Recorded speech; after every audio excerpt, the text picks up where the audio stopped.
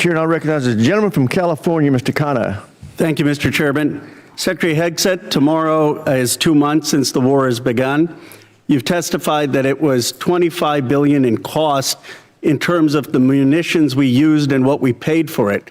But when you add to that the damage that was done to our bases and today's dollars for buying replacement munitions and replacement aircrafts, what has the total cost been over the last 60 days? That number right now reflects the total cost that we're seeing.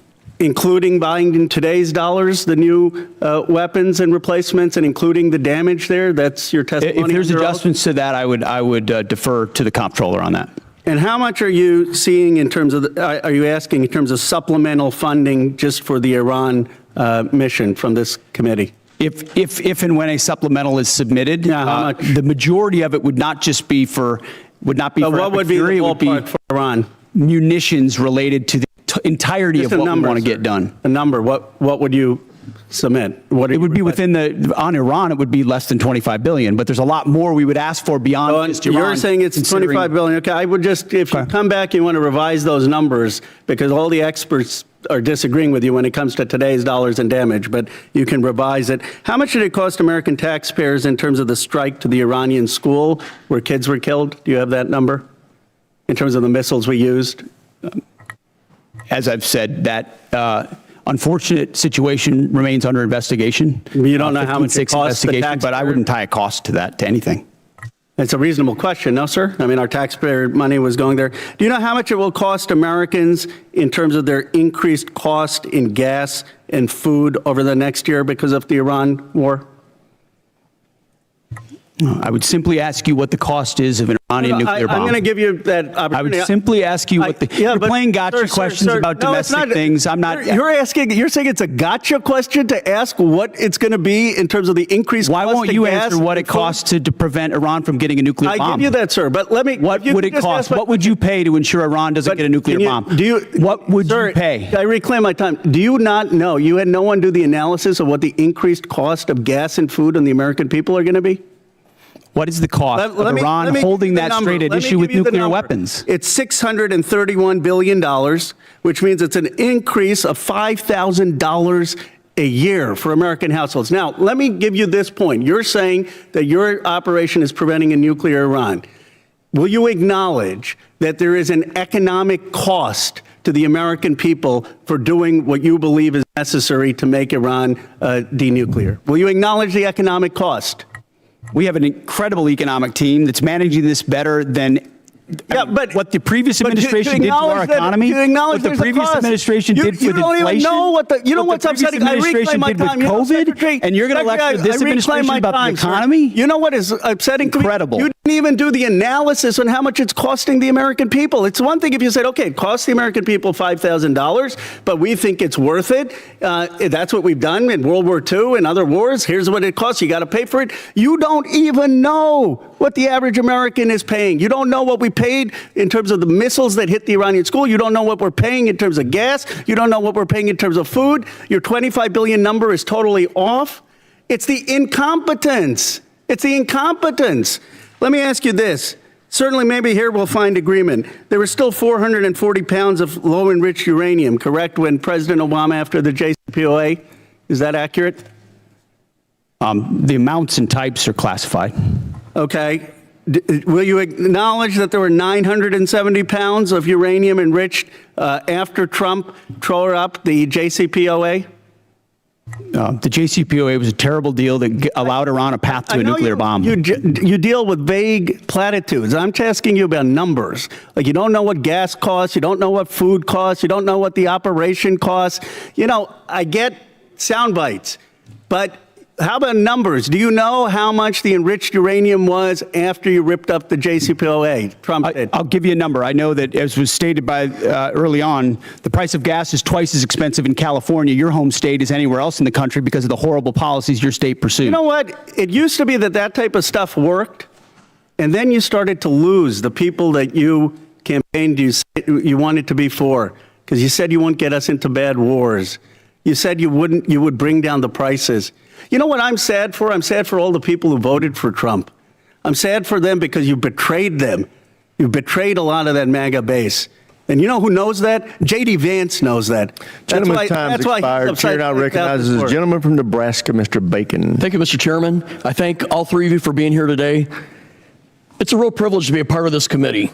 We're the most bipartisan committee out of 20 in Congress. We have a tradition of voting on NDAAs with large majorities year after year. And it's important not to be a Republican first in here or a Democrat first. We're Americans trying to ensure that our country is well defended. And in that spirit, I compliment the operations in Iran. I served 30 years in the Air Force. We were attacked repeatedly by proxy groups from Iran on every deployment I was on. They were the #1 threat where I was located. I've lost friends, like at Khobar Towers. Iran with a nuclear weapon would have been an existential threat to our country. And if they had a missile that could hit New York, they would have done it. They would have done it 2 months ago.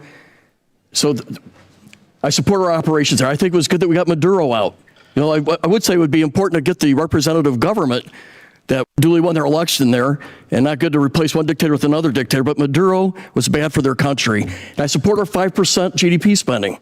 There's no way to modernize our nuclear force, 6th-generation fighters, take care of our men and women in uniform without being at 5% GDP.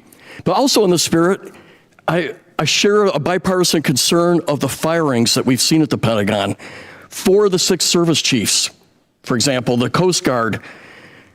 We had a huge bipartisan majority here that had confidence in the Army Chief of Staff and the Secretary of Navy. And I would just point out, it may be constitutionally right. You have the constitutional right to do these things, but it doesn't make it right or wise. Now, my first question is dealing with the housing allowance, something I've been working for the last 2 or 3 years. Our housing allowance is underpaying people in certain areas. And the department, and that hasn't started under this administration, it's been going on for a while, they take out 5% of the housing allowance. They send it to other needs. But that means we're underpaying our servicemen and women living off base by 5%. So we tried to fix it with a $2.9 billion line item to fix housing allowance. But that money was moved. So Mr. Secretary, could you tell us how we're going to fix this? Because we have a shortfall in housing allowance, and we tried to fix it out of here, and I'd like to get it fixed. Congressman, I agree with you. I think that is precisely the kind of quality of life issue that's been ignored time and time again. Oftentimes with good intentions of trying to do some trade-off with something else. But I mentioned the 7% pay increase. That's just for junior enlisted. It's 6% from E6 to 03, and it's 5% from 04 all the way up.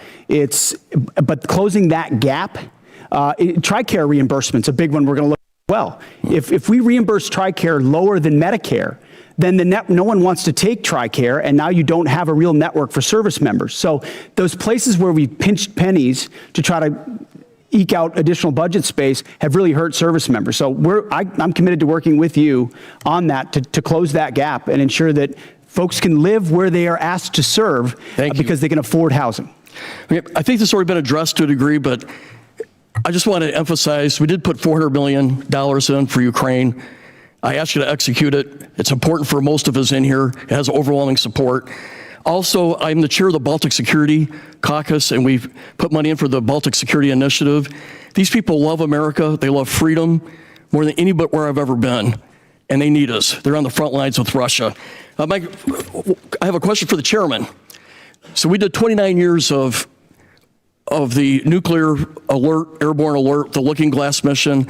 In 1991, we turned that off because the Cold War turned to our favor. But I think we're back to where we were at. Russia's a threat. China's building a nuclear force to match ours. I think we need a Looking Glass 2 and restore that nuclear command and control survivability that gives us deterrence. Russia, China needs to know no matter what they do, we can launch those 400 ICBMs. What's your vision for the Looking Glass 2 or the follow-on? Well, sir, as you know, right now we're looking at all 3 legs of the nuclear triad to make sure that most critical backstop on our nation's most important day is reliable, redundant, and workable. And so we'll take a look at that. I know the team already deep in analysis on all from NC3 to the end state. But what I want you to know is the most important thing is the ability to execute if we had to, and we can. For 29 years we had a plane airborne with a general on board. and it gave the Pentagon, the White House, Stratcom the assurance that we had a backup. I think we're back to the future, and sir, I appreciate your look at it. I just flew with them, and they were doing great work. Gentleman's time's expired.